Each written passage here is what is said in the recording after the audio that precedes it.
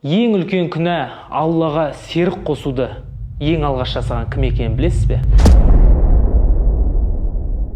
Адам ата жер бетінде 1000 жыл өмір сүрді. 1000 жылдың ішінде Адам атаның балалары, ұрпақтары бір Аллаға ғана құлшылық етті. Өте тақуа құлдары да болды. Солардың бірі Адам ата өмірден өткеннен кейін біраз жылдан кейін Құранда Нұх сүресінің ішінде аттары да аталады. Уат, Суах, Яуз, Яуқ, Насыр атты 5 өте тақуа Алланың құлдары өмір сүреді. Әулие дейміз ғой, Алланың сүйікті құлдары, олар адамдардың да арасындағы ең сүйікті адамдарға айналған, адамдарды тура жолға шақырып, жақсылыққа шақырып, жамандықтан қайтарып, құлшылық қылып жүрген осындай бір өте жақсы адамдар болған. Уақыт өтті, ол кісілердің өмірінің соңы жақындап, 5-еуі де өмірден өтті.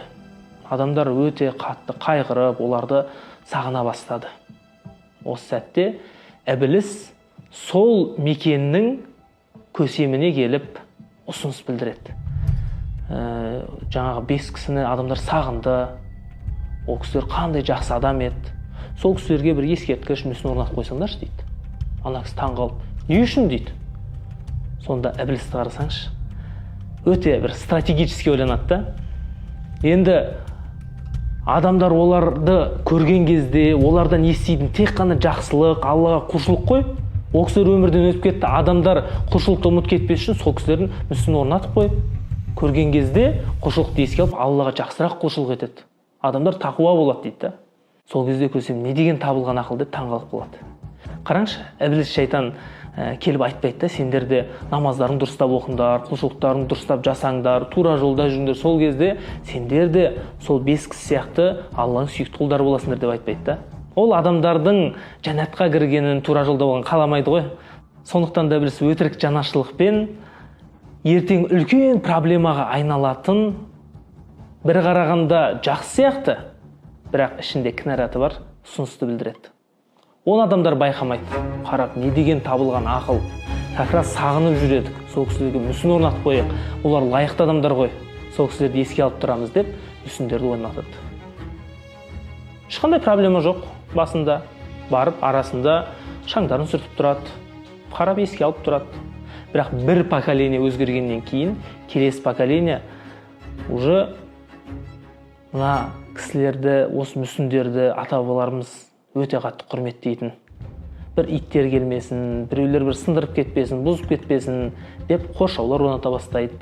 Ата-бабаларына қарағанда кішкене тазалыққа қаттырақ мән береді. Бірақ шектен шықпайды.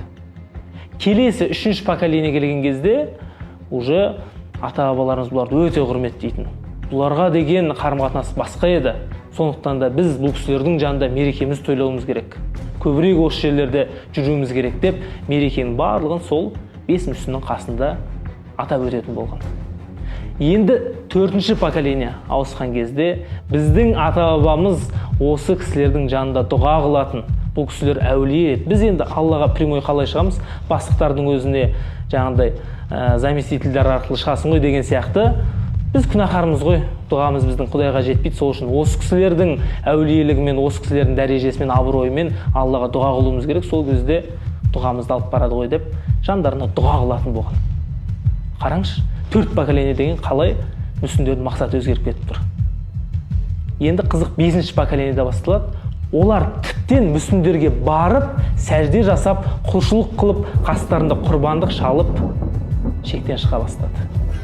Осы заманда Аллаға серік қосу жер бетінде басталды. Сөйтіп, жер бетіне Нұх пайғамбар жіберілді. Енді жер бетіне жіберілгенде аспаннан түскен жоқ. Сол қауымның ішіндегі ең биографиясы, тарихы таза құлын Аллах таңдап, Жибрил періштені жіберіп, пайғамбар қылып, дайындап, миссиясын түсіндіріп, қауымға жіберді. Бұдан не түсінеміз, бауырлар? Өзі жер бетіндегі ең ауыр күнә Аллаға серік қосу болса, бұдан жеңілірек, бірақ өзінше ауыр зина деген сияқты күнәларға Алла не дейді? Өткенде айттық қой, зинаға жоламаңдар дейді. Тек қана жасау емес, сен зинаға апаратын ешқандай жолға жолама. Қызбен жеке қалма, қол ұстаспа, құшақтаспа, қыз жігіт болып жүрме, вальс билеме. Себебі ол нәрсе ертең зинаға алып баруы мүмкін. Зинаға жолама дейді. Ал одан да дәрежесі ауыр, күнәсі ауыр серік қосуға біз не істеуіміз керек? Одан мүлдем алыс жүруіміз керек қой. Апаратын кез келген жолына мүлдем жоламауымыз керек.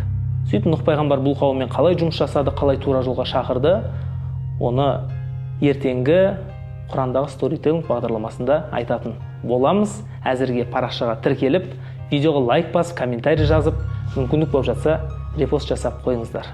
Адамдарды жақсылыққа шақырып, жамандықтан қайтарайық. Рахмет.